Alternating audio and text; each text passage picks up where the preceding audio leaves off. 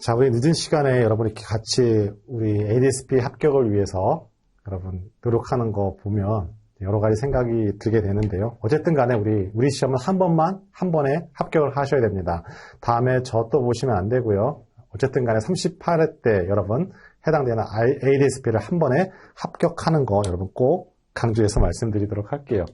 자, 우리 3과목 진행하도록 합니다. 3과목 천천히 진행하도록 할게요. 여러분이 어려워하시는 파트라고 할 수가 있는데요. 자, 우리 37의 ADSP는 여러 가지 특징적인 부분들을 갖고 있습니다. 특정 파트에서 아주 집중적으로 출제가 됐는데요. 우리 회귀분석 파트에서 5문제가 출제가 됐습니다. 아주 특이한 사항이라고 할 수가 있습니다. 그 첫 번째고요. 두 번째는 우리 시험 범위 바깥이라고 할 수 있는 비중형 데이터 문제가 3문제가 출제가 됐습니다. 과거 같으면 의신청을 해서 모두 정답 처리했을 법한 문제들이 아무런 필터링 없이 모두 그냥 문제화돼서 출제가 됐고요. 어떤 이의신청도 받아들여지지 않았습니다. 따라서 해당되는 문제 언제든지 이제 출제가 되더라도 전혀 이상할 것이 없는 문제가 우리 37회 때 등장했던 것이 가장 특징적인 부분이라고 할 수가 있겠습니다. 자, 이런 부분 하나하나 확인해 보도록 하고요. 또한 우리 늘상 출제됐던 문제들이 몇 포인트가 빠져 있는 것들이 발견하게 됨으로 인해서 오히려 여러분은 38회 때는 ADSP 3과목 데이터 분석 파트 시험 볼 때 훨씬 더 37회보다는 유리한 입장에서 여러분 시험에 볼 수 있다는 점도 설명드리도록 하겠습니다.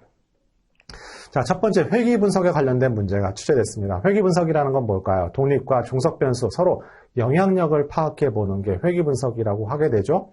따라서 이 영향력 함수식으로 나타나게 되고 이 함수를 통해서 우리는 예측하게 되는 거 회귀 분석이라고 할 수가 있겠습니다. 그런데 여기 정답 해설을 보시면 여러분이 꼭 기억해야 할 키워드가 있습니다. 다중회귀 분석과 다항회귀 분석은 서로 다른 개념입니다. 자, 우리 시험에서는 ADSP 시험이라는 것은 해당되는 데이터 분석 결과를 올바르게 해석을 검증하는 시험이라고 할 수가 있겠습니다. 따라서 기본적인 용어에 관련된 정의 문제가 출제될 수밖에 없는데요. 그 중에 한 문제가 출제됐다 할 수가 있겠습니다. 자, 다중회귀 분석이라는 것은 독립변수의 수가 2개 이상일 경우를 우리는 다중회귀 분석이라고 합니다. 하지만 다항회귀 분석은 뭐다? 독립변수의 차수가 제곱 이상인 걸 우리는 다항회귀 분석이라고 할 수가 있겠습니다. 자, 우리 시험 문제에서 그동안 어떻게 출제가 됐나요? 회귀 분석이 서로 선형성, 즉 곡선일 경우에 우리는 독립변수에 x제곱항을 추가를 해서 회귀 분석을 하는 거, 이게 바로 다항회귀 분석이라고 할 수가 있습니다. 따라서 이번 차시에 우리는 다항회귀 또는 x제곱항을 추가하는 그 보기가 우리 시험 문제에 출제될 가능성이 많습니다. 어쨌든 간에 37회에서는 이와 같은 다중회귀 정의를 내리는 문제, 다항회귀가 어떤 거다 정의를 내리는 문제가 출제됐고, 이와 같은 것은 오답 보기로 출제가 됐으며 올바른 보기는 이와 같은 정답 칸에 옳은 형태로 제기된 보기 형태가 출제가 됐습니다. 자, 어쨌든 간에 회귀 분석은 다중과 다항은 다른 개념입니다. 이 점 여러분이 꼭 기억해야 할 포인트라고 생각하시면 되겠습니다. 그러나 우리 시험에서 38회 때는 중요한 포인트가 회귀 분석에서 출제되지 않았어요. 즉 회귀 분석은 여러 가지 가정 조건이 있는데 오차항에 대한 가정 조건이 3가지가 있습니다. 바로 등분산성, 정규성, 독립성이 있고 제 생각컨대 반드시 저는 이 문제가 출제될 거리라고 확신을 합니다. 자, 등분산성, 정규성, 독립성 다 잔차 분석을 통해서 우리 확인하게 되죠. 즉 해당되는 잔차 분석의 시각화를 통해서 확인하게 되는데 우리 독립성은 뭘 보고 확인한다? 더빈, 왓슨 통계량을 통해서 확인한다 것까지 여러분 꼭 암기하도록 합니다. 또한 우리 다중회귀 분석 결과를 보여주게 되고 해석하는 문제가 출제되지 않았습니다. 늘상 출제됐던 문제인데요. 이와 같은 다중회귀 분석 결과를 보고 회귀 개수가 특정 회귀 개수가 유의한지 또는 회귀 모형이 유의한지 결정 개수를 올바르게 해석했는지 또는 관측추의 개수를 구하는 문제가 그동안에 전통적으로 출제됐던 문제 유형이었습니다. 따라서 이와 같은 문제가 제가 보기엔 회귀 분석 파트에서 38회에 등장한다 할 수가 있고 출제 문항수도 37회처럼 5문항이 출제되는 것이 아니라 한 문제 또는 2문제로 굉장히 축소가 돼서 출제될 가능성이 많습니다. 그 이유는 37회 때 그동안에 출제됐던 회귀 분석 비중이 너무 높게 출제됐기 때문에 30문항에서 회귀 분석이 5문항에 출제됐다는 것은 이거는 있을 수 없는 일이거든요. 자, 그래서 이 점 여러분이 꼭 기억해야만 합니다. 미리 예상을 하고 시험에 임하는 것과 그냥 막연하게 들어가서 시험 보는 거하고는 약간 차이가 많습니다. 약간이 아니죠. 상당한 차이가 있습니다. 자, 두 번째는 데이터 분할 파트에서 우리 트레인 데이터와 밸리데이션 데이터, 테스트 데이터 개념을 물어보는 문제가 출제됐습니다. 자, 우리 시험 문제에서는 항상 밸리데이션 데이터 정의만 물어보고 있습니다. 이게 특징이죠, 그죠?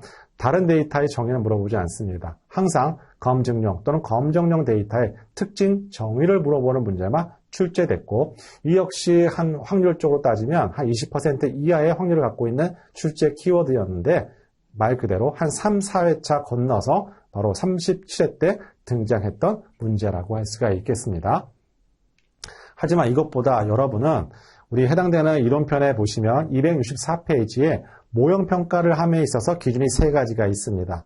제가 보기엔 이 문제가 객관형 문제로 나올 가능성이 많다라고 생각이 듭니다. 또 하나, 우리 시험 문제에서는 이렇게 비슷한 개념끼리 서로 징검다리처럼 주기적 패턴을 갖고 있는 문제가 있는데요. 교차 검증에서 홀드아웃과 케이폴드, 그 다음에 부스트랩이 굉장히 주기성을 갖고 있는 문제입니다. 물론 향후에 우리 문제에서 37회에서는 부스트랩이 나왔어요. 따라서 38회에 뭐가 나온다? 홀드아웃과 케이폴드는 반드시 나옵니다. 홀드아웃이 나올 수 있고요. 케이폴드도 나올 수가 있어요. 그래서 이와 같은 범위를 좁혀서 선택과 집중을 하도록 합니다. 자, 세 번째 문제는 우리 해당되는 데이터 분석 문제, 우리 서머리 함수 결과를 보여주게 되고 해석하는 문제인데요. 이 문제는 굉장히 난이도가 낮게 나왔습니다. 즉, 미디안이 중앙값이고 미니 평균값이라는 개념만 알고 있으면 풀 수 있는 문제가 출제됐어요. 자, 이런 문제는 절대 틀려서 안 되는 문제죠. 하지만 우리 38회 때 시험 문제에서는 다른 패턴으로 나오게 될 겁니다. 즉, 데이터의 비대칭도가 늘상 나왔다가 37회 때 빠졌어요. 즉, 해당되는 외도가 양수인 경우에는 평균값이 중앙값보다 큽니다. 외도 계산하는 수식이 분자가 평균에서 중앙값을 빼는 게 분자예요. 따라서 양수라는 것은 오른쪽 꼬리문법을 갖고 있고, 또한 범주형 자료인 경우 우리 앞에서 보시면 이와 같은 피드는 범주형 자료인 경우는 해당되는 각각의 범주별 프리퀀시 도수로 표현된다라는 특징을 갖고 있습니다. 자, 이와 같은 또 상자 그림, 이 하단에 보시는 상자 그림은 히스토그램을 옆으로 이렇게 세우는 그림과 똑같은 형태고, 이와 같은 상자 그림을 통해서도 이와 같은 데이터 비대칭도를 해석할 수 있는 능력이 있는지 없는지를 검증하는 시험, 제가 보기엔 38회 때 반드시 나오고요. 기출문제에도 계속 포지션이 되어 있다, 확인해 볼 수가 있는 유형이라고 할 수가 있겠습니다. 자, 4번은 우리 시험 문제가 아니라 ADP 시험 문제입니다. 하지만 제가 보니까 오늘 해당되는 시험 주간 홈페이지를 가봤더니 어떤 이의신청, 37회 ADSP 이의신청과 관련된 내용을 확인해 볼 수가 없었어요. 말 그대로 이 4번 문항은 여러분이 정답, 답만 알아도 되는 문제고, 솔직히 우리 ADSP 시험 문제가 아니라 ADP 4과목에 해당되는 비정형 데이터 문제 파트라는 거 여러분 꼭 기억하셔야 되는데요. 근데 이와 같은 문제가 어떻게 보면 범위 오류의 문제라고 할 수가 있는데요. 어떤 요구 없이 그대로 정답을 인정해버리는 이와 같은 지금 현상이 와 있기 때문에 굉장히 문제점이 있다라고 할 수가 있겠습니다. 자, 이럴 거면 굳이 ADSP와 ADP 자격증을 따로따로 할 이유가 없겠잖아요. 그죠? 따라서 여러분이 38회 시험에 임하실 때 이와 같은 비정형 데이터 문제가 출제가 된다고 한다면 과감하게 이의신청하는 것도 올바른 여러분 주장이다라고 저는 생각이 듭니다.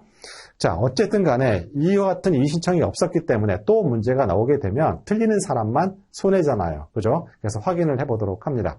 자, SNA 분석. 중심성을 파악하는 방법으로 적절하지 않은 것을 물어봤습니다. 물론 정답은 링크 중심성이라는 오답 보기가 나와 있는데요. 여러분은 3가지는 알고 있어야만 합니다. 자, 연결 정도 중심성이라는 건 나를 직접적으로 간선이 연결되어 있는 걸 의미를 하게 되고요. 근접 중심성은 직접적 말고 간접으로 연결된 사람까지 우리는 중심으로 인정하는 것. 또 세 번째 매개 중심성은 내가 허브 역할을 하는 중심성을 의미한다 할 수가 있고, 자, 이렇게 형태가 문제가 나오게 되면 ADP 시험 문제에서는 각각 1번과 2번, 3번 정의를 물어보는 문제가 대표적인 ADP 문제라고 할 수가 있겠습니다. 이렇게 나오지 말라는 법이 없다는 거라고 할 수가 있겠죠. 자, 이 어쨌든 간에 간단하게 이와 같이 정의를 하고 넘어가도 되는 문제가 4번 문항이라고 할 수가 있겠습니다. 자, 5번 문항, 우리 MDS 다차원 척도법이라고 하게 되는데요. 자, 다차원 척도법 정의를 물어보는 문제고, 이걸 왜 할까요? 자, 데이터 속에 잠재되어 있는 패턴을 파악합니다. 어떻게 해요? 차원을 축소를 해서요. 이게 바로 MDS 다차원 척도법이라고 하게 되고, 대표적으로 마케팅 할 때 포지션 맵이라고 하게 됩니다. 자, 이와 같은 MDS를 물어보는 정의 문제가 객관형 문제라고 출제된 것도 좀 특이한 경우라고 할 수가 있고, 이 MDS는 36회에도 출제가 됐어요.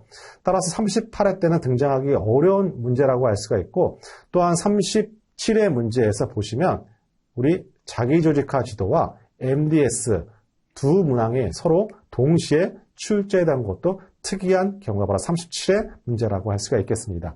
자, 이와 같은 자기조직화 지도는 제가 단답형 할 때 다시 한번 말씀을 드리도록 할게요. 자, 이걸 떠나서 제가 보기에는 38회 때 상관 분석이 출제될 가능성이 높습니다. 왜? 37회 때 등장하지 않았어요. 자, 상관 분석은 중요한 포인트가 뭐가 있냐면 피어슨과 스피어만의 차이점 인식하는 거 중요합니다. 두 번째, 공분상과 상관계수의 차이점 인식하는 거 중요하고요. 세 번째, 상관계수만으로 상관계수 유의성을 파악해 볼 수 있다? 없습니다. 따로 CO.점 테스트 함수를 통해서 유의성 확인하는 거, 그 부분이 중요 포인트입니다. 또한 상관계수가 0일 때 갖고 있는 이미 선형 관계가 없는 것뿐이지 아무런 관계가 없다고 하면 오답복이라고 생각하시면 되겠죠.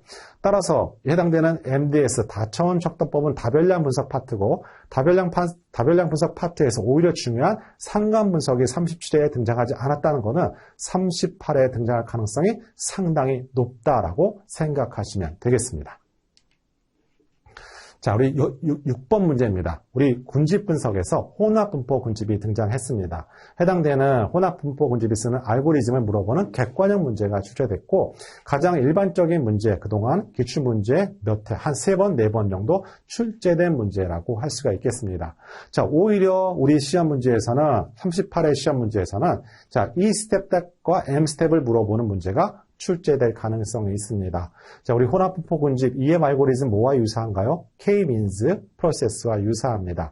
자, 이 스텝이라는 것은 해당되는 관측치가 어떤 군집에 속할 확률을 구하는 게 바로 이 스텝 단계라고 할 수가 있고, M 스텝 단계에서는 이와 같은 사전 확률을 통해서 해당되는 분포, 군집의 모수를 추정해 보는 것이 바로 M 스텝 단계라고 할 수가 있겠죠. 따라서 우리 시험 문제에서 정답은 이 스텝과 M 스텝을 물어보는 단답형 또는 객관형에 출제될 수가 있습니다. 해당되는 이 스텝을 물어보는 기출문제는 그동안에 한 번 출제가 됐고, M 스텝을 물어보는 것은 한 번도 출제되지 않았어요. 따라서 나올 수 있는 경우를 따지면 오히려 이와 같은 E와 M을 물어보는 단답형 문제가 나올 가능성이 있습니다. 자, 최대 가능도라는 건 뭐다? 점수정 방법입니다. 이게 가장 클 때 최대로 하는 모수를 찾아낼 수 있다라고 할 수가 있고, 이 값이 가장 클 때 우리는 해당되는 M 스텝의 모수, 평균과 분산이라고 생각하시면 되겠습니다.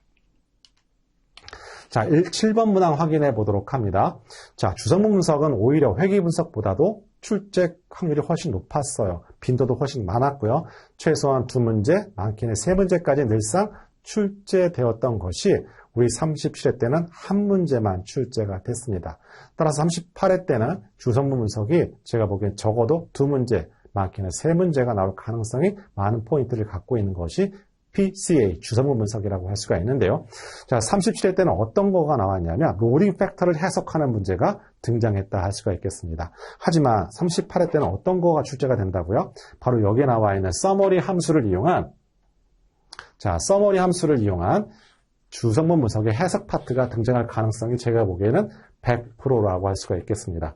자, 첫 번째 주성분 분석을 했을 때 공분산 행렬을 했는지, 이렇게 상관 행렬을 했는지를 먼저 확인을 한다. 여러분 포인트 첫 번째라고 할 수가 있고, 두 번째 이와 같은 주성분 분산의 결과를 서머리 함수를 통하게 되면 각각의 표준 편차와 분산 비율과 누적 분산 비율을 확인해 볼 수가 있는데, 여러분 기출문제에 늘상 나왔던 주성분 두 번째로서 전체 분산을 몇 %, 설명할 수 있다? 86.75%를 설명할 수 있다라고 얘기할 수가 있지만, 또 한편 우리 정보선 실량을 얼마만큼 발생했다? 0.867를 빼주게 되면 이 수치만큼의 정보선 실량을 발생하는 문제가 제가 보기에는 38회 때는 반드시 나올 수밖에 없는 유형이라고 할 수가 있다는 점 여러분 꼭 기억하셔야 합니다. 또 하나 해당되는 로딩 팩터로 뭘 할 수가 있느냐? 각각의 주성분을 선형결합 형태로, 원변수의 선형결합 형태로 표현할 수 있는 장점을 갖고 있는데요. 그러면서 뭘 확인할 수가 있냐라고 한다면 각각 변수의 가중치를 확인해 볼 수가 있습니다. com1이란 1주성분을 의미를 한다라고 할 수가 있고, 여기에 나와 있는 mother와 assert와 wave라는 거 각각 비슷한 개수의 크기를 갖고 있습니다. 따라서 주성분 1이라는 것은 이와 같은 강력 범죄의 특성을 갖고 있는 게 1주성분이고, 오히려 above 해당되는 주성분의 도시화 정도는 낮은 개수를 갖고 있어요. 자, 주성분 이 2는 어떻게 되나요? 주성분 2라는 것은 오히려 이 above 가장 높죠. 따라서 주성분 2는 도시화 수준을 오히려 다 설명하고 있는 주성분이라고 할 수가 있겠죠. 자, 이와 같이 특징을 갖고 있는 것이 주성분 분석에 출제에 나올 수 있는 경우의 수라고 할 수가 있겠습니다. 그래서 주성분 2는 이렇게 선형결합, 원변수의 선형결합의 형태로 나오게 되는데요. 자, 앞으로 가도록 합니다. 제가 고정을 안 해서 그래요. 고정을. 자, 여기 약간 수정할 부분이 있죠. 그죠? 여기에 보시면 뭐가 하나 빠졌나요? above 하나 빠졌어요. 그죠? above 하나 더 있는 겁니다. 자, 이렇게 원 변수의 선형 결합으로 제2 주성분을 나타나게 되고, 여러분이 기억하셔야 할 또 포인트가 하나 있다면 각각의 부호가 어떤 건 마이너스고 어떤 건 플러스로 되어 있는 것도 있을 거예요. 그 해석 문제가 우리 기출문제 한 2번 정도 출제된 적이 있습니다. 자, 이와 같은 특징을 갖고 있었지만 적어도 우리 앞에서 제가 강조했던 부분들, 즉 해당되는 서머리 함수를 통해서 해석하는 문제가 제가 보기엔 38에 등장할 가능성이 거의 100%라고 생각이 듭니다. 자, 이 밖에 또 뭐가 있나요? 주성분 분석에서 주성분 분석이라는 것은 비지도 학습 방법이에요. 그죠? 자, 그렇기 때문에 주성분의 수를 몇 개로 해야 될 것인지 어떤 근거가 있어야 되는데요. 우리 이론 편에 보시면 238페이지에 보시면 주성분 수를 몇 개로 할지 근거가 3가지가 있다 할 수가 있겠습니다. 이 3가지를 알고 있는 거 포인트까지 기억하시면 주성분 분석은 여러분 해결된다라고 할 수가 있겠습니다. 자, 8번 문항 좀 확인해 보도록 할게요. 자, 8번 문항은 우리 t-테스트를 물어보는 해석하는 문제가 등장했다라고 할 수가 있겠죠. 자, 힌트라고 한다면 여기 원샘플 t-테스트라고 나와 있습니다. 그죠? 이걸 단일 표본 t-테스트라고 하게 되고, 자, 귀무가설은 뭔가요? 자, 100이다. 그죠? 그 다음에 귀무가설, 대립가설은 100이 아니다. 양측 검정으로 되어 있는 단일 표본 t-테스트라고 할 수가 있겠습니다. 그런데 해당되는 우리 가설 검정의 귀무가설 기각 채택은 뭐로 확인한다? 유의확률, p-밸류로 확인하게 되는데 거의 0에 가깝기 때문에 우리는 귀무가설을 기각한다라고 하게 되는 것이죠. 그런데 오답 보기에서는 어떻게 나왔다? 자, 기각되지 않는다라는 표현이 됐기 때문에 오답 처리됐다라고 할 수가 있겠어요. 자, 이렇게 t-테스트, 우리는 시험 문제에 크게 3가지로 요약하게 되는데요. 자, 한 개의 집단에 대해서, 자, 모평균은 이럴 거야 라고 하는 걸 우리는 단일 표본 t-테스트라고 하게 되고요. 집단이 2개 있을 때 서로 평균의 차이 검정을 우리는 독립 표본 t-테스트라고 하게 되고, 우리 어떤 한 집단의 다이어트 약 복용 전후의 차이를 검증하는 걸 대응 표본 t-테스트라고 한다 할 수가 있겠습니다.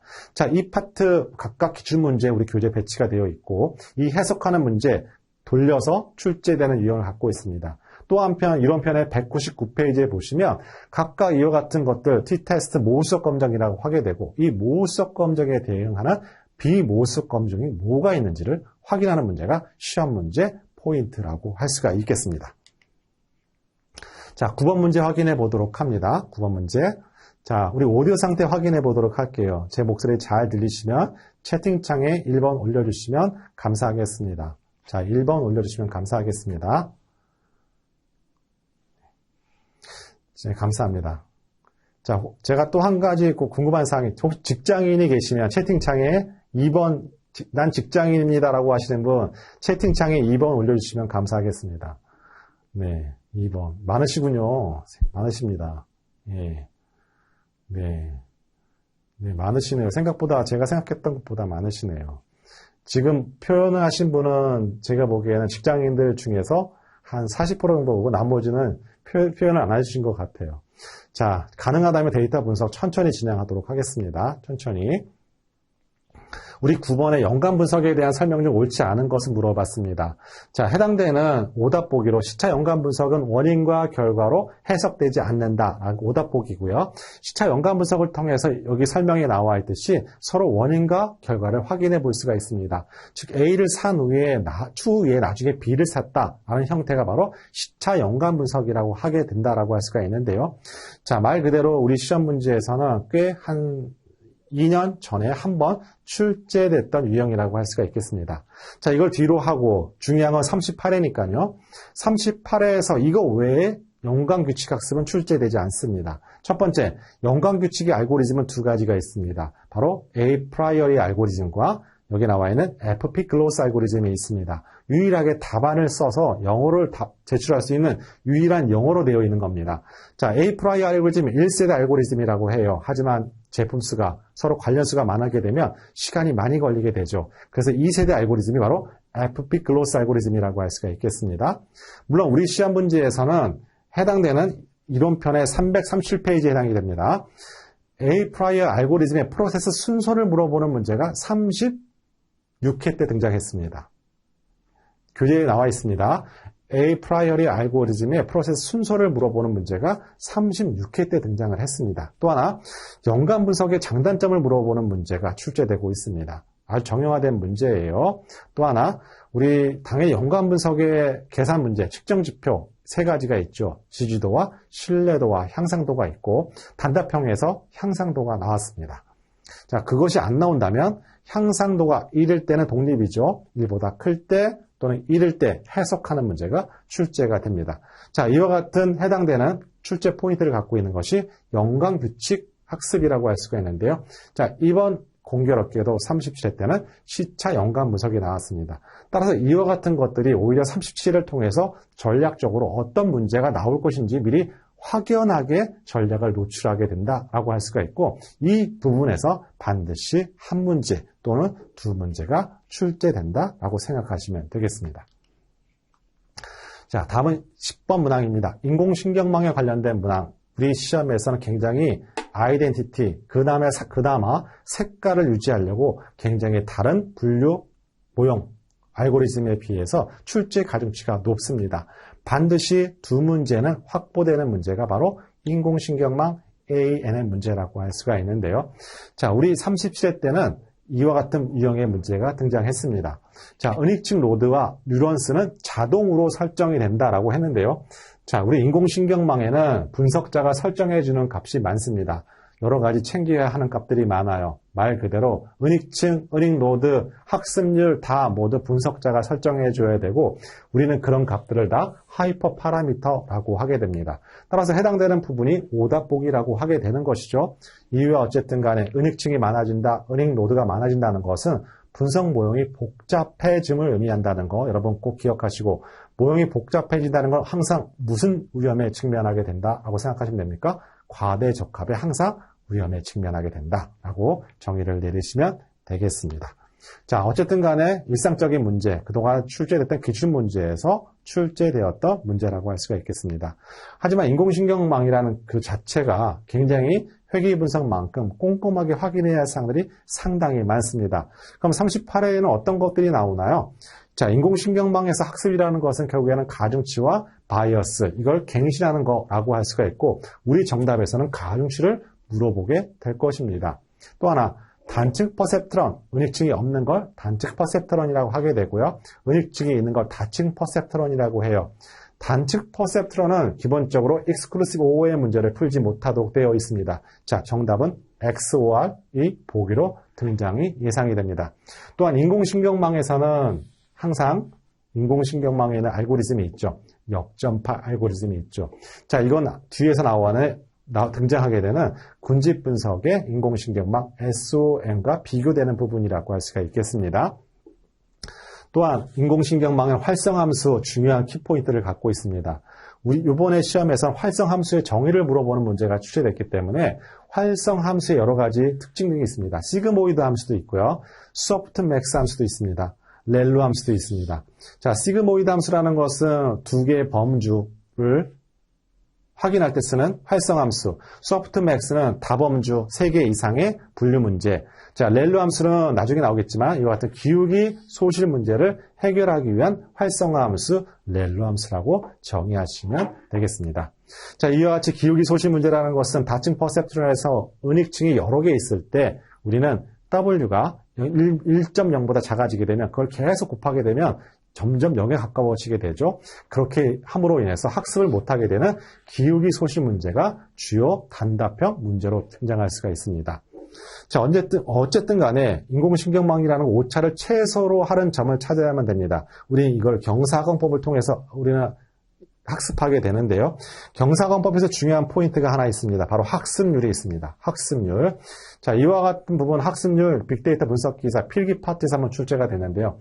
학습률이 뭐가 중요하느냐? 자, 경사건법에서 가장 낮은 요 포인트를 찾아야 되는데요. 자, 기울기를 여기를 찾아가도록 합니다. 하지만 학습률이 너무 높게 되면 기울기 이동 거리가 커집니다. 그럼 여기를 찾지 못하고 여기를 이동하게 되죠. 반면에 학습률이 너무 작으면요.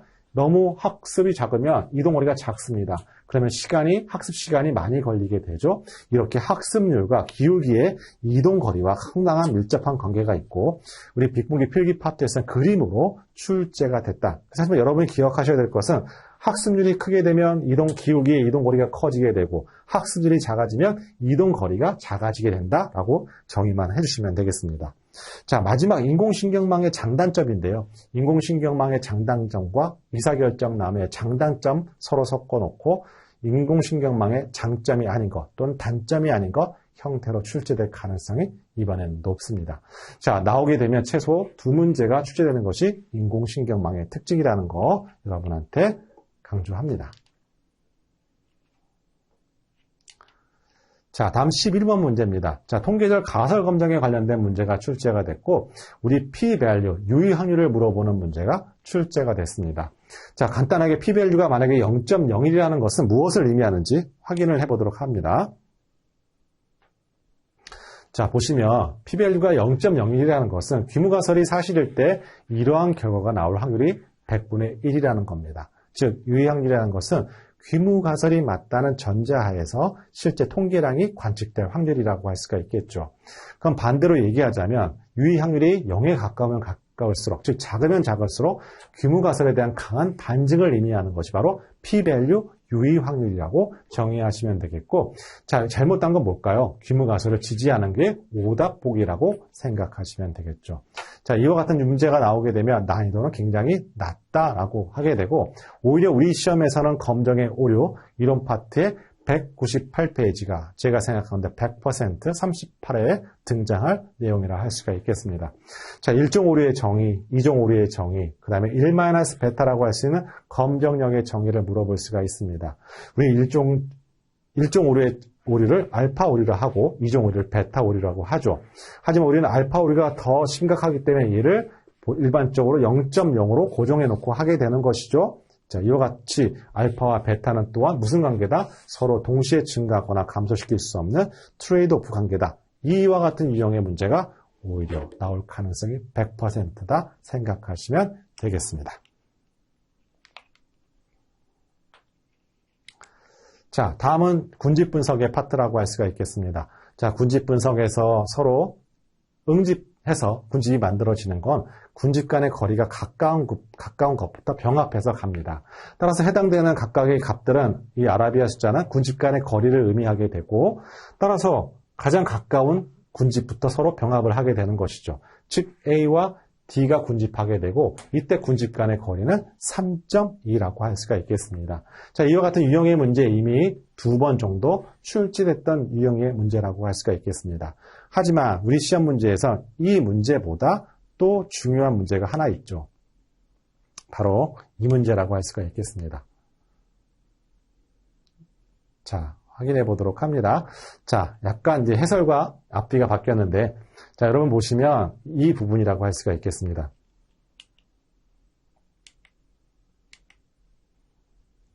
자, 아주 중요합니다. 자, 보시면 계층적 군집, 우리 317페이지에 해당되는 내용인데요. 우리 계층적 군집의 병합 방법이 있습니다. 최단 방법도 있고, 완전 연결도 있고, 평균 연결도 있고, 중심 연결도 있고, 와드 연결이 있습니다. 자, 이와 같은 거 우리 시험 문제 제가 보기에는 100% 나올 가능성 정말 많습니다. 최단 연결법을 관련된 단답형 문제 또는 중심 연결법을 물어보는 단답형 문제 또는 그림을 표현을 하게 되고 보기에서 해당되는 것들이 와드 연결법인지 또는 평균 연결법인지를 물어보는 문제 가장 유력한 38의 예상 문제입니다. 이 점 다시 한번 강조드립니다. 또 하나 우리 통계적 거리, 표준화 거리와 바하너비스 거리 출제 빈도가 상당히 높았어요. 그 중에서 바하너비스 거리를 물어보는 정의 문제, 단답형 문제, 객관형 문제 가릴 거 없이 꾸준하게 출제가 되고 있습니다. 자, 또 하나 군집 분석에서 계층적 군집과 비계층적 군집을 물어보는 차이점 물어보는 문제 너무 정형화된 문제고요. 기출 문제에서도 계속 확인해 볼 수 있는 문제라고 할 수가 있겠습니다. 또 하나 우리 비계층적 군집 분석이라고 할 수 있는 K민지의 프로세스를 물어보는 문제 우리 시험은 프로세스를 되게 좋아해요. 프로세스 순서를 물어보는 문제를 엄청 좋아합니다. 우리뿐만 아니라 ADP, 빅데이터 분석기사나 마찬가지예요. 자, 이것 역시 이번 38에 나올 가능성이 있습니다. 자, 마지막 군집 분석은 비지도 학습 방법입니다. 따라서 해당되는 그 분류 모형 평가 지표는 좀 달라요. 그죠? 따라서 어떤 근거가 될 수 있는 것들이 몇 가지가 없는데 그 중에 우리 시험 문제 유력하게 나왔던 것이 신뢰 개수라고 할 수가 있겠습니다. 오히려 이 파트에서 최소 2문제는 확실하게 배정이 되어 있는 것이 38의 시험이라는 거 여러분 꼭 꼼꼼하게 챙겨서 꼭 확인 부탁드리도록 합니다. 자, 13번 문제 바로 이렇게 간단하게 활성함수를 물어봤어요. 활성함수에 관련된 부분이라고 할 수가 있고 활성함수는 비선형성을 갖고 있습니다. 그래서 복잡한 경계 라인을 만들게 되죠. 자, 이게 나왔기 때문에 당연히 우리 시험에 뭐가 나오나 38회 때는 바로 활성함수의 종류가 나올 겁니다. 바로 시그모이드 또는 소프트맥스 또는 렐루 함수를 물어보게 될 가능성이 그래서 높은 거예요. 그죠? 자, 이 점 여러분이 꼭 꼼꼼하게 챙겨서 확인해야 할 사항들이라고 할 수가 있겠습니다. 저는 직장인분들한테 이렇게 얘기를 합니다. 1, 2과목 아주 탄탄하게 해놓고 3과목은 하나하나 출제 예상되는 것부터 한 문제 한 문제 득점하는 사항들 확인해 가야 되는데 그런 문항 등이 전체적으로 30문항 중에서 15개 또는 18개라고 얘기를 합니다. 그럼 확실하게 3과목에서 득점할 수 있는 것이 15문항 또는 18문항이 된다는 거예요.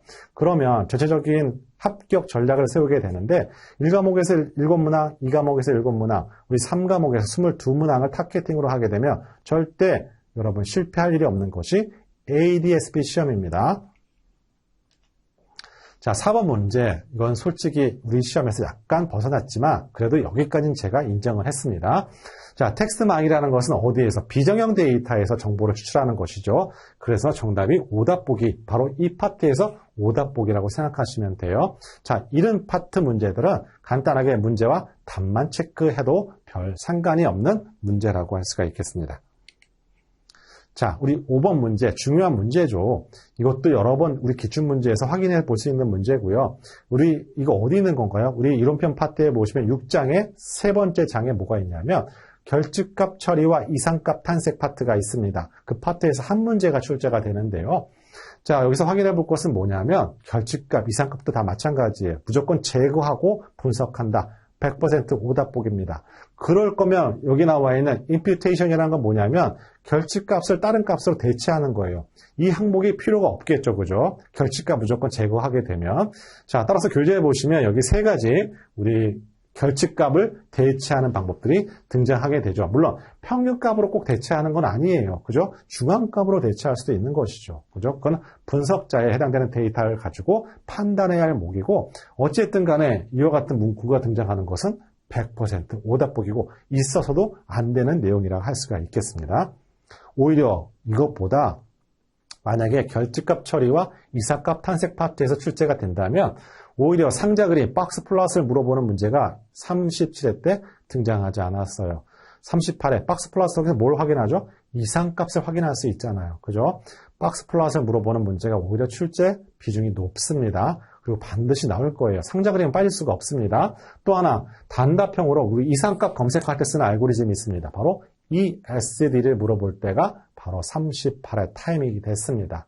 자, 그래서 이와 같은 유형의 문제가 나올 거라 저는 예상을 해본다 할 수가 있겠습니다. 다음 16번이에요. 우리 아까 교차 검증할 때 주기적으로 출제되는 것들이 있습니다. 뭐가 있었다고요? 홀드아웃이 있었고요. 퀘폴드가 있었고요. 부스트랩이 있었습니다. 자, 해당되는 16번 문항에서는 부스트랩을 관련된 문항이 등장했다 하고 한 번 더 뽑히지 않을 확률을 수식으로 물어보는 문제가 출제됐다 할 수가 있겠습니다.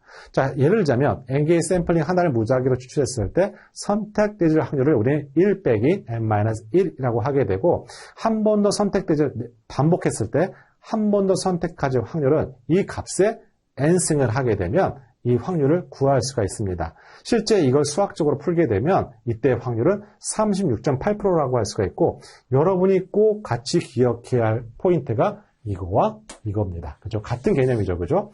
그 다음에 반대 한 번이라도 뽑힐 확률이 63.2%입니다. 여러분 이 수치까지는 꼭 기억을 하셔야 됩니다. 물론 한 번 부스트래핑이 출제가 됐기 때문에 동일한 문제가 출제되지는 않지만 적어도 해당되는 숫자 63.2가 트레인 데이터고 36.8%가 한 번도 뽑히지 않을 확률이기 때문에 평가형 데이터, 테스트 데이터로 사용된다는 정도는 꼭 알고 가셔야 되고 나중에 앙상블 할 때 다시 한번 부스트랩이 등장하기 때문에이라도 반드시 이 개념은 알고 가셔야만 합니다. 하지만 여러분 시험 볼 때는 홀드아웃과 K폴드는 100% 둘 중에 하나는 등장할 용어라는 거 기억하시기 바랍니다. 자, 17번 확인해 보도록 합니다. 17번도 엄밀히 따지면 우리는 시험, 엄밀히 따지는 게 아니라 우리 시험 범위 바깥의 문제입니다. 이렇게 출제되면 절대 안 되고 여러분 반드시 이의신청하셔야 됩니다. 말도 안 되는 문제고요. 자, 사회 연결망 분석에서 연결망을 표현하는 분석 방법은 옳지 않은 건 물어봤습니다. 자, 여기에 세 가지가 있습니다. 그죠? 보기 어떤 게 나왔냐면 자, 1번, 자, 2번, 자, 3번입니다. 3번. 자, 그리고 저기 4번 나왔어요. 물론 정답은 맞출 수가 있겠죠. K민재는 군집 분석이니까 갑자기 뜬금없이 보기로 나오게 되니까 황당하겠지만 이유 어쨌든 간에 이 파트는 말 그대로 ADP 4과목의 1번 문제입니다. 근데 ADP 문제가 ADSP 문제에 막 등장하고 그래요. 근데 그러면 안 되는 거잖아요. 그죠? 강의 출제 요강이 있는 거고 범위가 있는 건데 너무나 이런 문제가 등장한다는 것 자체가 이거 넌센스고 정말 오류 문제라고 저는 생각이 듭니다. 그래서 이번에는 한번 이 신청을 과감하게 하려고 합니다. 자, 이거는 문제와 그냥 답만 확인 부탁드리도록 할게요. 자, 18번 문제, 우리 시계열 모형 약간 특이한 문제가 등장했습니다. 기존에 나왔던 출제 유형과 약간 틀어서 출제가 됐는데요. 한번 확인해 보도록 합니다. 우리 크게 시계열 모형에서 출제 포인트 제가 말씀을 드리겠는데요. 시계열 모형은 반드시 나와요. 그것이 한 문제일 수도 있고 두 문제가 나와도 전혀 이상할 것이 없습니다. 하지만 퍼센트 비율 말씀드리면 항상 최대한 맥시멈으로 두 문제는 반드시 보장이 되어 있는 것이 시계열 파트의 문제입니다. 근데 여기서는 MA 모형 식별에 관련된 문제가 나왔어요. 그런데 MA 모형은요, 항상 정상 시계열입니다. 정상 시계열. 왜? 이 백색 잡음 자체가 정상 시계열이기 때문에 정상성 만족하는 조건을 따질 필요가 없어요. 그래서 이와 같은 것들이 조건이 필요하다는 것이 잘못된 오답보기라고 할 수가 있고 중요한 건 MA의 정의를 물어보는 문제가 중요하죠. 왜? 단답형으로 MA를 물어볼 수가 있으니까요. 이거 MA의 정의예요. 여러분이 기억하셔야만 합니다. 두 번째, 19번 문제가 약간 출제 문항에서 벗어났다기보다 새로운 유형의 문제라고 할 수가 있겠습니다.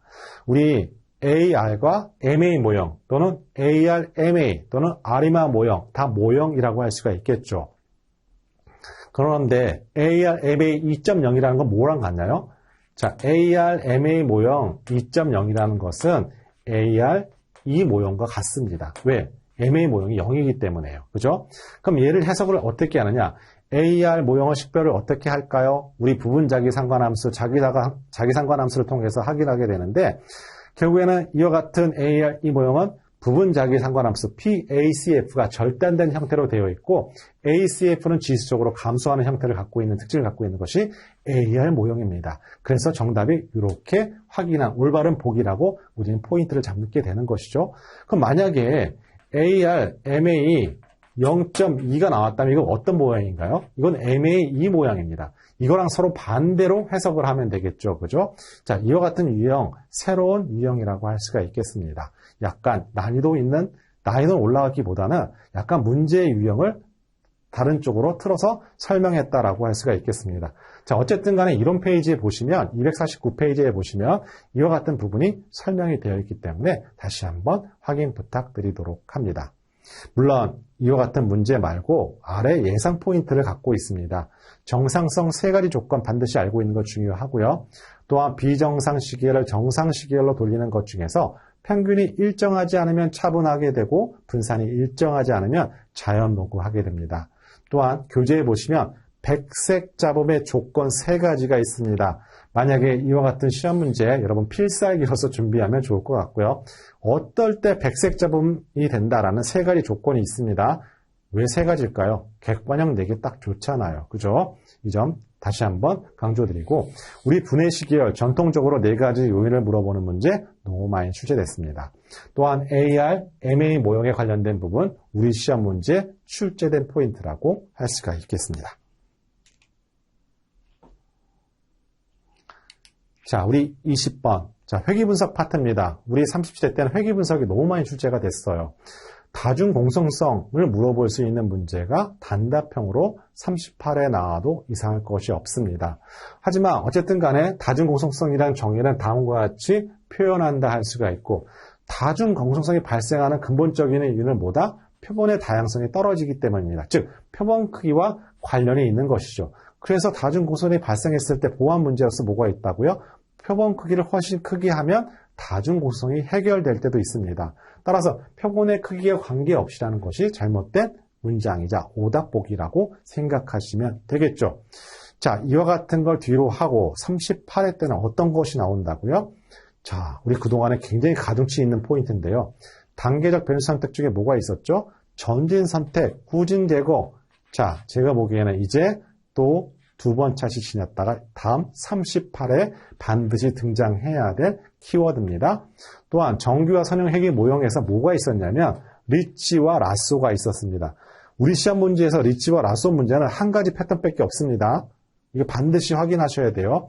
문제가 다른 다양한 유형의 문제가 있는 게 아니라 똑같은 문제, 똑같은 보기 한 가지 타입밖에 없습니다. 꼭 기출문제 확인할 필요가 있고 순번적으로 나올 타이밍이 딱 됐기 때문에 강조해서 말씀을 드리는 겁니다. 자, 21번 확인해 보도록 합니다. 자, 텍스트 마이너에 관련돼서 옳지 않은 것은 물어봤습니다. 역시 우리 시험 범위 바깥의 얘기고 ADP 정확한 문제입니다. 자, 이 문제가 이렇게 3문제나 등장했다는 것이 놀라울 뿐인데요. 자, 비구조화된 텍스트에서 구조화된 데이터로 변환하는 방법은 우리는 코퍼스를 하지 않고요. 우리 이거는 NLP, 자연어 처리라고 한다 할 수가 있겠습니다. 코퍼스에 관련된 부분은 나중에 설명드리도록 하고 어쨌든 간에 이와 같은 구조화된 텍스트에서 구조한 데이터 변환하는 거 우리는 자연어 처리라고 하게 되는데요. 여기 나와 있는 보기가 바로 자연어 처리 방식이고 바로 빅데이터 분석 기사 필기 파트고 ADP 시험 범위입니다. 그런데 어떤 생각으로 출제가 됐는지 모르겠지만 대표적인 범위 밖 오류 문제라고 할 수가 있겠습니다. 그러면 여러분이 여기서 끝내면 안 되고 꼭 확인해야 할 포인트가 있습니다. 이 기반을 통해서 문제가 나올 것들이 있거든요. 바로 용어입니다. 자, 첫 번째 여러분이 기억하셔야 할 용어가 뭐가 있냐면 이거가 있습니다. 스테밍이라는 거 있어요. 이건 어간 추출이라고 한다 할 수가 있겠습니다. 자, 어쨌든 간에 먹다, 먹어서, 먹는다는 먹다가 기본 어원이잖아요. 그죠? 이와 같은 어간 추출을 스테밍이라고 한다 할 수가 있겠습니다. 첫 번째 기억해야 할 포인트. 두 번째, 어떤 비정형 데이터 분석을 함에 있어서 어떤 문제가 일정한 의미가 있는 가장 작은 단어들을 우리 뭐라고 그러냐면 토큰화 또는 토크나이징이라고 할 수가 있겠습니다. 물론 이게 명사가 될 수도 있고 형용사가 될 수도 있습니다. 또한 코퍼스가 있죠. 문서의 집합을 우리는 코퍼스라고 하게 되고 우리 각각의 개별적인 문서를 다큐먼트, 문서라고 한다 할 수가 있겠습니다. 텀이라는 것은 코퍼스로부터 추출된 단어를 텀이라고 해요. 이거 대표적인 비정형 데이터 분석할 때 쓰는 용어라고 할 수가 있겠습니다. 근데 뜬금없이 갑자기 우리 시험에 갑자기 등장해서 출제가 됐다는 것도 이해할 수 없을 뿐더러 이것보다 더 나가서 자연어 처리까지 물어봤다는 거 상당한 심각한 수준이다 라고 할 수가 있겠습니다. 다음 차시부터는 필터링을 해서 어떻게든 이의 신청을 하도록 하겠습니다. 자, 22번 문제 보도록 합니다. 회귀분석 문제가 또 등장했습니다. 참 특이성을 갖고 있는 것이 37회 문제입니다. 이렇게 함으로 인해서 오히려 여러분한테는 어떤 빠졌던 부분들이 확연하게 드러나기 때문에 그 파트를 준비하는 입장에서는 오히려 여러분이 약간 편리하다는 생각이 다른 한편으로 좀 듭니다. 자, 회귀분석 결과에 대한 설명 중 옳지 않은 것은 물어봤습니다. 결정개수 R스퀘어 값이라고 하게 되고 이 값은 0과 1 사이의 값을 갖습니다. 그죠? 너무나 쉬운 문제죠. 그죠? 자, 이와 같은 문제가 이번에 출제가 되었습니다. 자, 23번 또 회귀분석 문제가 출제가 됐습니다. 자, 회귀분석에서 유의성 검증을 위한 분산 분석표에 대한 설명으로 옳지 않은 것은 물어봤습니다. 자, 여러분한테 당부드리고 싶은 건 뭐냐면 여러분 216페이지에 보시면 제가 회귀분석의 분산 분석표 전체를 216페이지에 표시가 됐다라고 할 수가 있겠습니다. 자, 이 과정을 보게 되면 왜 정답이 MSR이 잘못되어 있는지 확인해 볼 수 있게 되는데요. 자, 우리 회귀 분석에서 분산 분석표가 왜 등장하느냐라고 퀘스천 마크 붙을 수가 있잖아요. 그죠? 우리 분산 분석이란 아노바 검정과 회귀 분석에 서로 공통점이 하나 있는데요. 이와 같이 분산 분석, 회귀 분석 과정이 분산 분석 과정과 똑같습니다. 그래서 분산 분석표가 다른 시험에서, 즉 우리와 유사한 사회조사 분석사 시험에서는 이 분산 분석표를 표시해주고 이 표에 빈칸을 채우는 문제가 바로 다른 검정 시험의 문제예요. 이제 그와 같은 검정의 유형의 문제가 언젠가는 이런 형태로 등장할 거라고 예상을 했고, 그와 같은 분산 분석표를 우리 교재 216페이지에 보시면 관련된 내용들이 다 명시가 되어 있습니다. 그걸 통해서 우리는 F값을 구할 수가 있어요. 그렇죠? 그래서 우리 제한된 시간 내에서 그걸 다 설명드릴 수는 없지만 어쨌든 간에 우리 오답 보기에서 뭐가 잘못됐다? 오차항의 분산 불편 추정량은 MS가 아니다. MSE 값이다 라고 할 수가 있다는 거 여러분 기억하시고, 그 216페이지에 해당되는 빈칸을 채우는 문제도 우리 문제에 등장하더라도 전혀 이상할 것이 없습니다. 이 점 여러분한테 한 번 더 강조해서 말씀을 드리도록 할게요. 자, 24번. 자, 모분산 추정에 관련돼서 문제가 출제가 됐는데요. 여러분이 기억하셔야 될 것은 두 개의 포인트만 기억하시면 됩니다. 우리 모평균의 추정과 가설 검정도 할 수가 있지만 모평균 말고 얼마만큼 그 데이터가 퍼져 있는지도 확인해 볼 필요가 있어요. 그래서 우리 모분 분산에 대해서 추정과 검정도 하게 되는 것입니다.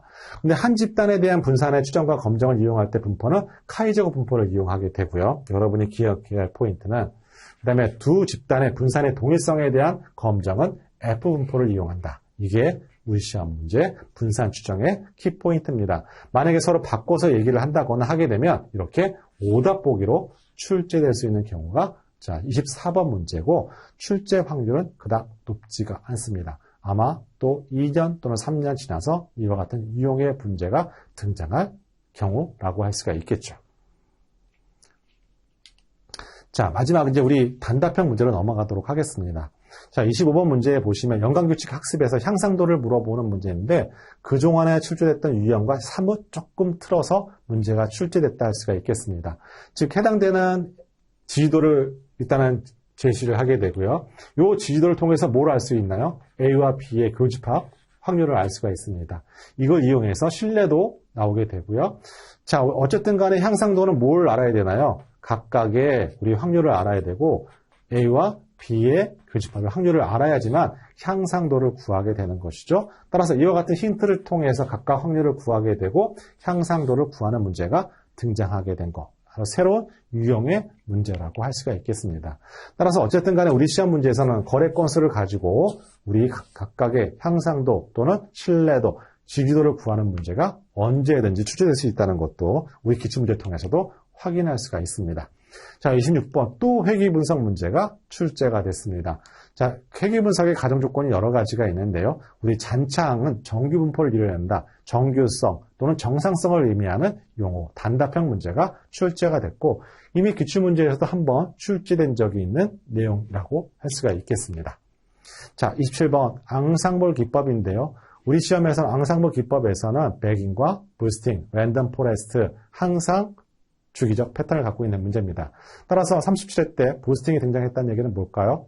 38회 여러분 시험 볼 때는 백인과 랜덤 포레스트가 반드시 100% 등장한다라고 생각하시면 되겠습니다. 그리고 부스팅은 객관형 문제로도 등장이 가능해요. 배깅은요, 각각 독립을 해서 각각의 다른 분류 모형을 만들어내서 합치는 거라고 한다면 이 부스팅이라는 건 뭘까요? 학습 알고리즘이 순차적으로 학습을 하는 형태라고 할 수가 있겠습니다. 대표적으로 쓰는 단어, 키워드가 달라요. 그죠? 그 다음에 해당되는 여기 나와 있지만 잘못 분류된 데이터에 더 가중치를 줘서 표본을 샘플링을 통해서 약한 분류기를 강한 분류기를 만든 알고리즘 부스팅이라고 할 수가 있겠죠. 자, 28번. 자, 우리 분류 모형 혼동 행렬을 위한 모형 평가 한 번도 우리 시험에 제외된 적이 없어요. 자, 이번 차시에서는 숫자가 나온 것이 아니라 수식을 통해서 민감도를 구하는 문제가 등장했다라는 것만 다를 뿐이라고 할 수가 있겠습니다. 반드시 나옵니다. 그죠? 자, 이런 문제 틀리면 절대 안 됩니다. 모형 평가와 관련된 컴퓨전 매트릭스, 혼동 행렬과 관련된 분류 모형 평가 지표 절대 헷갈리면 안 돼요. F1 값이 나올 수도 있고 특이도 어떤 값이 나올 수도 있습니다. 28번. 우리 인공신경망 계열의 군집 분석, SOM을 물어보는 문제가 출제가 됐어요. 그런데 우리 30시의 특징점이 있다면 다차원 척도법과 SOM이 동시에 출제된 적은 아마 37회가 유일한 것 같습니다. 특이한 경우라고 할 수가 있습니다. 어쨌든 간에 해당되는 자기조직화 지도를 물어보는 단답형 문제였고 오히려 우리 시험에서 뭐가 출제가 된다? 38회에서는 인공신경망과 자기조직화 지도를 서로 비교하는 문제가 오히려 출제될 가능성이 훨씬 높습니다. 자, 30번 문제. 우리 해당되는 계층적 군집 분석 덴드로그램을 그려서 하이트가 60일 때 선을 그어서 군집의 수가 몇 개인지를 물어보는 문제라고 할 수가 있고 해당되는 글씨가 작아서 잘 안 보이시겠지만 자 60일 때 이렇게 선을 그어서 군집의 개수를 구하는 문제가 출제된 문제가 마지막 문제라고 할 수가 있겠습니다. 자, 우리 이번 38에 해당되는 내용 반드시 출제될 거라고 좀 확신을 하게 되는데요. 첫 번째로 37회에서는 의사결정 나무가 출제되지 않았습니다. 참 특이한 경우라고 할 수가 있겠죠. 의사결정 나무는 굉장히 단순한 알고리즘입니다. 그래서 우리 시험에서는 매회 적어도 한 문제는 반드시 출제가 됐었고 많은 경우에 세 문제까지 나왔던 경우가 있는 것이 딕슨 트리, 의사결정 나무예요. 따라서 38회 때는 반드시 등장하게 될 겁니다. 어떤 것들이요? 의사결정 나무에서 정지규칙과 가지치기를 물어보는 단답형 문제가 출제가 예상이 되고 의사결정 나무에서는 재기적 분할, 가지 분할을 하게 되는데 뭐가 증가하도록? 순수도가 증가하도록 가지 분할을 하게 됩니다. 하지만 의사결정 나무에서는 순수도를 측정하는 지표가 없어요. 뭐만 있나요? 불순도를 측정하는 지표만 있습니다. 그것들이 뭐가 있어요? 진입값, 엔트로피 지수, 카이제곱 통계량의 P값 등이 있습니다. 그죠? 또 계산 문제, 진입값, 계산 꾸준하게 출제됐던 유형이라고 할 수가 있겠습니다. 또한 해당되는 타겟 변수가 이산형인 걸 분류나무라고 하게 되고 연속형인 걸 회귀나무라고 하게 되고 각각 분류나무일 때, 회귀나무일 때 쓰는 불순도 측정 지표가 달라요. 이거 분류하는 문제 출제될 가능성 상당히 높습니다. 또 하나 아까도 얘기했지만 이 인공신경망과 의사결정 나무의 장단점을 구분하는 문제 출제 포인트를 갖고 있습니다. 이렇게 의사결정 나무를 정리하도록 합니다. 또 하나 매회 한 문제가 출제됐던 로지스틱 회귀 분석이 30회 때 등장하지 않았습니다. 따라서 38회 때는 반드시 나올 겁니다. 반드시 나올 겁니다. 그런데 로지스틱 회귀 모형은 특징이 있습니다. 종속 변수가 뭐라고요? 에이징 데이터, 범주적인 회귀 분석이라고 할 수가 있겠죠. 또한 로지스틱 회귀 분석, 시그모이드 모형이라고 할 수가 있고 비곡선의 형태로 되어 있습니다. 그래서 우리는 해석하기 너무 어려워요. 이 곡선을 직선으로 바꿔주는 것, 로짓 변화를 물어보는 단답형 문제가 예상된다 할 수가 있겠습니다. 또 하나, 우리 ROC가 안 나왔다는 게 정말 눈여겨볼 문제입니다. 왜? 회귀 분석 문제가 너무 많이 출제가 됐고 우리 시험 범위 바깥에 있는 비정형 데이터 문제가 너무 많이 출제가 됐어요. 나오지 말아야 할 문제가요. 그래서 늘상 나왔던 문제들이 이렇게 빠져 있는 겁니다. 따라서 여러분은 이 포인트를 가지고 준비하는 거 중요합니다. ROC 굉장히 중요하고요. 제가 보기에는 깜짝 놀랐어요. 37에 등장하지 않았거든요. 한 번도 빠진 적이 없는 키워드입니다. 즉 ROC 정의 문제, AUC가 이럴 때 각각의 값들, 우리 1-특이도와 민감도의 값들 확인하는 거, 또한 모형평가에서 중요한 것들 향상도 곡선이 있었고요. 이익도표도 있었습니다. 또 하나 우리 이론편의 197페이지에 보시면 뭐가 있냐면 모평균의 신뢰 구간을 구하는 예제 문제가 있습니다. 꼭 한번 풀어보고 시험에 임하도록 합니다. 그냥 숫자만 바꿔서 푸는 문제입니다. 나중에 문제가 출제가 되면요. 또 하나, 이산 확률 분포와 연속 확률 분포 문제가 이번 차시에 등장하지 않았습니다. 따라서 이산형 확률 변수의 기대값 구하는 공식 또는 계산 문제, 또한 포화성 분포와 초기화 분포의 정의 문제, 또는 베르니 분포와 이항 분포의 차이점 문제, 우리 정형화된 문제 패턴이라는 거 다시 한번 상기시켜 드립니다. 자, 또 하나 우리 표본 추출과 관련돼서 확률적 표본 추출이 4가지가 있습니다. 그죠? 우리 단순 랜덤 또는 개통, 추층화, 군집, 우리 시험 문제 38에 등장하게 될 거고요. 척도 있죠. 우리 명목과 서열 척도, 구간 척도, 배율 척도. 확률적 표본 추출과 이 척도 문제는 항상 페어로 같이 갑니다. 즉, 이번 차시에 확률적 표본 추출가 나오면 다음에는 척도 문제가 나오고, 다음에 척도 문제가 나오면 그 다음에는 확률적 표본 추출가 나오고, 약간 징검다리 역할을 하게 되는데, 이 2가지 문제가 동시에 출제가 안 된 것도 굉장히 이례적인 출제 유형이라고 할 수가 있습니다. 따라서 38회 때는 적어도 이 2개 중에 1개는 반드시 출제될 수밖에 없는 유형을 갖고 있습니다. 마지막 계산 문제가 있는데요. 이거 조건부 확률입니다. 빠르게 교환을 작성하다 보니까 조건부 확률이죠. 그죠? 적어도 우리 교재에 나와 있는 기출문제의 조건부 확률 문제와 우리 베이지안 정리를 이용한 확률 문제가 딱 한 문제가 있습니다. 이 2문제만큼은 우리 기출문제를 풀고 가는 거 여러분 꼭 기억해야 할 포인트라고 할 수가 있겠습니다. 자, 우리 늦은 시간, 우리 2시간 동안 여러분과 함께 진행을 했고, 우리 한 3주 남았는데 여러분 모두 ADSP 원활하게, 홀가분하게 시험에 임하시고, 시험장에 나왔을 때 아주 편한 발걸음으로 여러분 귀가하는 모습 상상해 보면서 여러분 2시간 동안 고생 많으셨고요. 여러분 추가적인 질문사항들, 오늘 못했던 것들 따로 질의해 주시면 성실껏 빠르게 답변을 해드리도록 하겠습니다. 여러분 참 고생하셨고요. 모두 다 합격하시길 기원하도록 합니다. 자, 수고하셨습니다.